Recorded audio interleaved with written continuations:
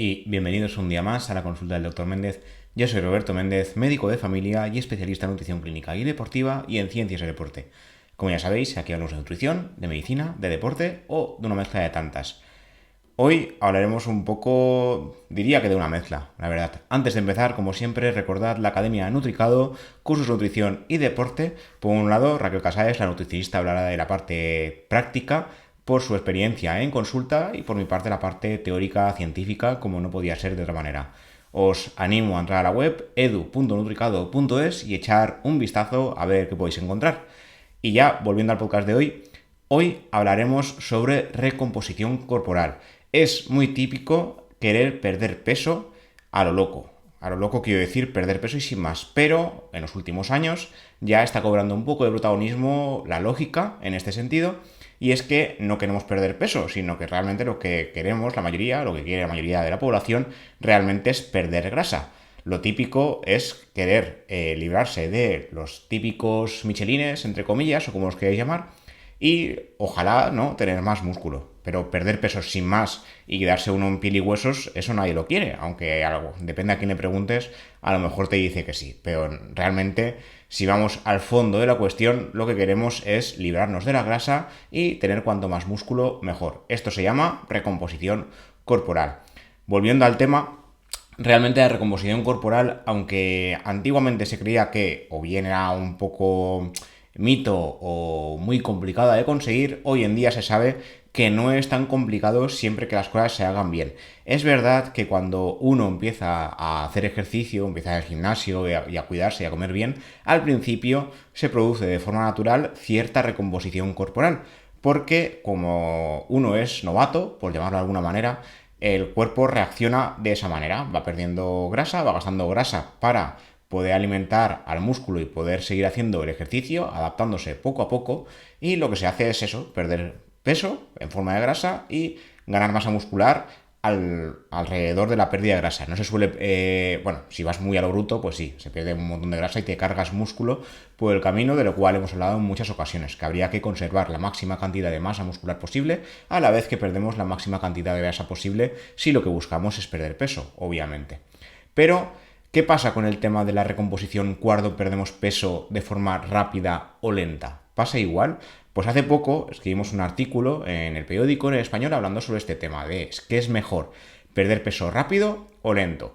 Como estamos cerca del verano, en el momento que vamos a publicar este podcast, cuidado con el tema de la operación bikini, de querer perder peso cuanto más rápido mejor, porque lo que suele pasar es que no se hace bien y perdemos músculo por el camino.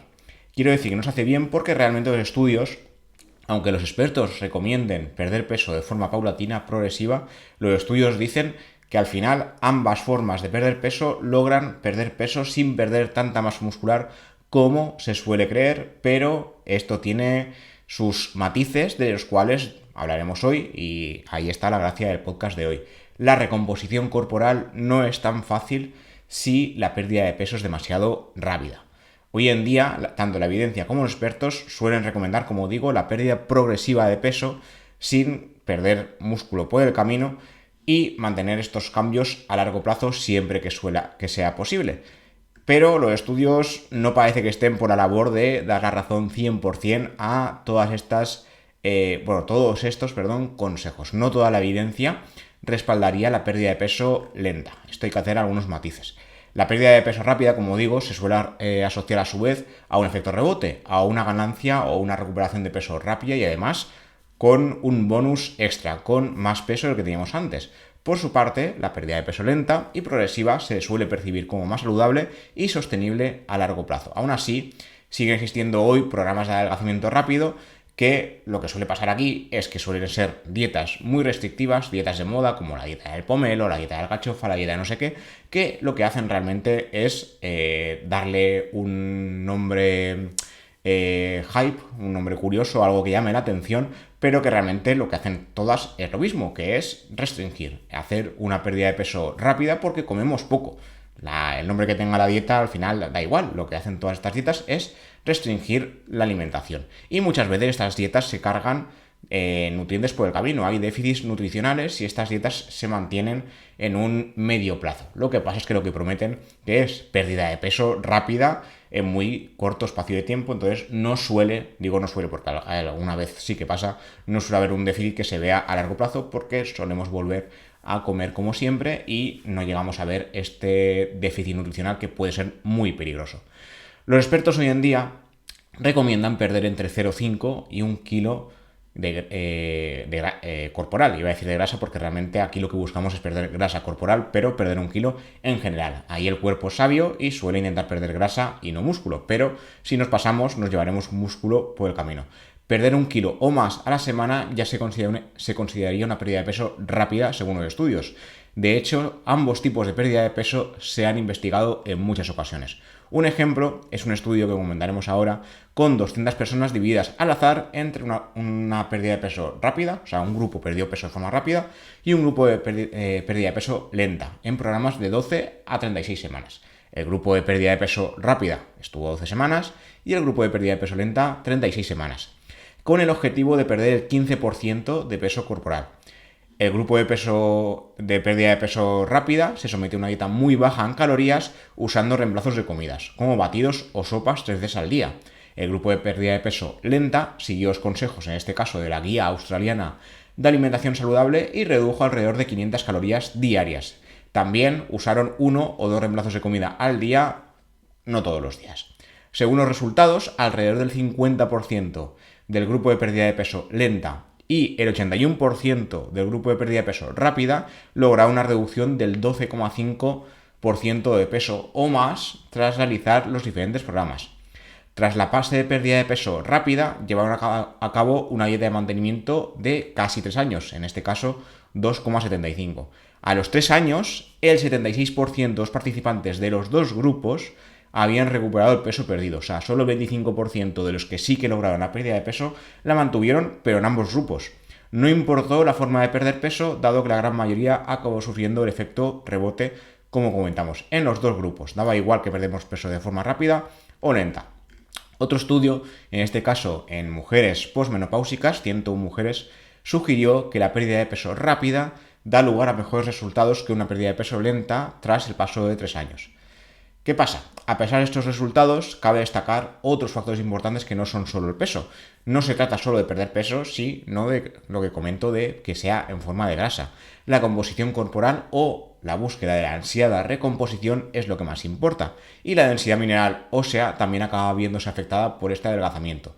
Un gran metaanálisis de estudios comparó estas formas de perder peso, rápida y lenta, determinando que ambos enfoques logran un adelgazamiento. Sin embargo, la forma lenta, perder peso de forma lenta, lograría mejores resultados respecto a su metabólica. Sin embargo, aquí esto llama la atención, de hecho me llamó la atención cuando lo escribí, no hubo diferencias en la cantidad de masa grasa o masa muscular, masa magra, perdida en ambos casos. Pero la pérdida de peso lenta sí dio como resultado una mejor recomposición corporal, una mejor relación grasa-músculo. Es decir, había una mejor tasa de masa muscular, había más masa muscular y menos masa grasa en comparación. Esto era poco significativo porque al final la masa grasa se perdía de forma muy similar, pero la relación grasa-músculo parecía que era mejor en la pérdida de peso lenta. Además, la pérdida de peso lenta también fue mejor opción para la densidad ósea.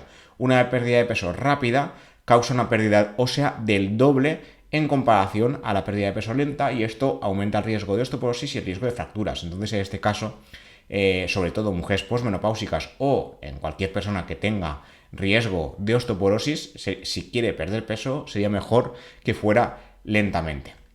Lo mejor para perder peso a nivel dietético no sería llevar a cabo una dieta baja en hidratos, una baja en proteínas, una no sé qué. De hecho, hay evidencia científica disponible, han habido ya varios metaanálisis que han comparado si hay alguna dieta que sea mejor o peor. Da igual que sea moderada o alta en grasas, baja o alta en carbohidratos, baja o alta en proteínas. Da lo mismo. Todos los enfoques, si reducen suficiente las calorías, logran pérdidas de peso muy parecidas, muy similares. Además, las formas de reducir las calorías tampoco han demostrado ser superiores unas a otras. De esto hemos hablado anteriormente. Da igual si se realiza una dieta hipocalórica, es decir, bajar calorías en cada una de las comidas, que si se hace ayuno, es decir, si se tiene en cuenta la ventana temporal. Esto lo hablamos ya en algún podcast, que lo que hace el ayuno realmente es saltarse comidas. O sea, si yo ceno y luego hasta la comida no como, ¿qué hago? Me salto, o bien solo desayuno si hago 3 comidas al día, o desayuno y almuerzo si hago 5 al día, o 6 o las que hagas. Ahí me voy saltando comidas. ¿Qué pasa con saltarse las comidas? Pues que no consumimos las calorías de esas comidas. Entonces ahí, al hacer una restricción temporal, también hacemos una restricción calórica de forma indirecta, a lo mejor sin darnos cuenta, pero se hace. Y lo que han visto los estudios es que da igual una forma que otra, el ayuno no es superior a la restricción habitual, sino que sería similar, o sea, tampoco sería inferior, ¿vale? Entonces daría igual hacerlo de una forma u otra. Por este motivo, los expertos aconsejan tener en cuenta 3 pilares básicos a la hora de perder peso, como digo en el artículo. El metabolismo sería el primero. Tras perder grandes cantidades de peso, la tasa metabólica basal o energía necesaria en reposo disminuye. Esta tasa debería mantenerse alta, pero se sabe que una vez se ralentiza no se recupera al nivel previo, incluso tras recuperar el peso. Sin embargo, la pérdida de peso progresiva ha demostrado mantener mejor la tasa metabólica basal en comparación a la pérdida de peso rápida. Y si dicha pérdida de peso incluye ejercicio, mejor. O sea, no solo perder peso a lo loco porque comemos poco, sino, esto me ha quedado muy poético, sino que además perdamos peso junto al ejercicio, que sería lo ideal, el cambio de hábitos. Los efectos secundarios, por otro lado, sería el segundo pilar a tener en cuenta. Las dietas restrictivas logran pérdidas de peso más rápidas, pero aumentan el riesgo de efectos secundarios como cálculos biliares, los déficits nutricionales que hemos comentado y la baja densidad ósea. Y la sostenibilidad sería el tercer pilar. Las dietas restrictivas que excluyen uno o varios alimentos no son adecuadas para mantener una buena salud a largo plazo y sobre todo la salud ósea. No son ni deben serlo sostenibles, dado que si bien ayudan a perder peso rápidamente, no tienen en cuenta los nutrientes esenciales. Por otro lado, os quería recordar el tema de la tasa metabólica, que esto ya lo comentamos en un podcast entero sobre el tema del metabolismo rápido o metabolismo lento. El metabolismo, el gasto energético, se puede dividir en 4 partes. Está la tasa metabólica basal o TMV, como se suele decir en los artículos, que es la cantidad mínima de energía que necesitamos para vivir, para llevar a cabo procesos químicos. ¿Qué pasa con esta tasa metabólica? Si disminuye, o sea, quemamos menos en reposo, si seguimos comiendo lo mismo o más, lo que pasará es que aumentaremos de peso porque nuestro cuerpo se ha adaptado a vivir con menos, a que la tasa metabólica sea menor. Entonces, si hacemos una pérdida de peso rápida y esto disminuye, se ralentiza, al volver a ganar peso, al volver al peso anterior, la tasa metabólica ya ha bajado, no va a volver a subir. Entonces, cuidado con esto, que en ese sentido la pérdida de peso progresiva sería mejor. Luego está, como segundo punto, el efecto térmico de los alimentos, que sería cuánta energía necesitamos para procesar un alimento. En este aspecto ya tuvimos un podcast hablando de las calorías negativas que no existen, porque aunque comamos alimentos muy bajos en calorías, el efecto térmico de los alimentos nunca será superior a las calorías del alimento. O sea, nosotros gastamos un 10% de las calorías del alimento, un 10, 15 si no recuerdo mal, os lo estoy diciendo de memoria, en quemar el alimento. Entonces, si el alimento tiene, me lo invento, 10 calorías, realmente gastaremos una y media en quemarlo. Entonces, nunca serán calorías negativas, nunca el comer un alimento hará que perdamos peso porque el alimento tiene calorías negativas. Eso no existe, ¿vale? Luego está el gasto energético de la actividad física, el ejercicio de toda la vida, y luego el NEAT, que es el más importante, que es, en sus siglas sería NEAT, N-E-A-T, o termogénesis de actividad sin ejercicio. ¿Qué pasa con la termogénesis el NEAT, hablando bien? Esto es la actividad física que hacemos sin realmente estar a niveles de ejercicio físico, es decir, correr, nadar, ciclismo, levantar pesas, todo esto sería ejercicio físico, pero el NEAT lo que sería es tener actividad sin estar haciendo ejercicio. Por ejemplo, un ejemplo, darnos un paseo, que no llegamos a un nivel de actividad que podría ser comparado al ejercicio, en plan de vamos a trabajar y estamos a 10 minutos. Esto seguramente, a menos que vayamos corriendo, obviamente, no llegaría a un punto de actividad tanto como vamos a ir al ejercicio. Hacer jardinería en casa, hacer tareas cotidianas del hogar, poner la lavadora, planchar, todo esto gasta energía, obviamente, pero no es ejercicio físico, ¿vale? Luego también cabe recordar que la tasa metabólica puede representar entre el 40 y el 70% del gasto energético, y esta tasa disminuye con la edad. Además, también se tiene en cuenta no solo la edad, sino sobre todo la cantidad de masa muscular. Cuanta más masa muscular tengamos, más tasa metabólica basal tendremos, porque el músculo quema más que la grasa. Entonces, por eso es bueno no perder tanto músculo y sí perder mucha grasa en el camino, porque cuanta más masa muscular conservemos, más tasa metabólica basal tendremos, ¿vale? Esto es un poco lioso, pero funciona así, ¿vale? También hay que aclarar que a partir de los 30 años, si no hacemos nada, cada año podemos llegar a perder hasta un 3% de la masa muscular. Entonces aquí hay que mentalizarse de que antes de los 30, si es posible, y si no, pues cuando sea, habría que ir haciendo ejercicios de fuerza, porque la fuerza lo que hace es conservar o incluso aumentar la masa muscular, y a su vez esto aumentará la tasa metabólica basal y nos puede ayudar o bien a mantener peso o bien a hacer una recomposición corporal cuando sea posible. Esto es, como digo, hicimos un podcast entero sobre el tema del metabolismo, pues si lo queréis escuchar os lo dejaré en las notas del programa. Y para terminar, habría que tener en cuenta no solo el tema de las calorías y el ejercicio, sino que hay más cosas, hay más factores más allá. Esto lo hablamos también en un podcast, en el tema de los 8 pilares básicos para mantener la salud, pero aquí hablaremos solo de 3. Estos 3 factores serían la falta de sueño, el estrés y el sedentarismo. De esto ya hemos hablado en algún que otro artículo, pero no se suelen tener en cuenta. El tema del sueño, se ha visto que dormir mal lo que haría sería alterar la activación de las hormonas del hambre y la saciedad.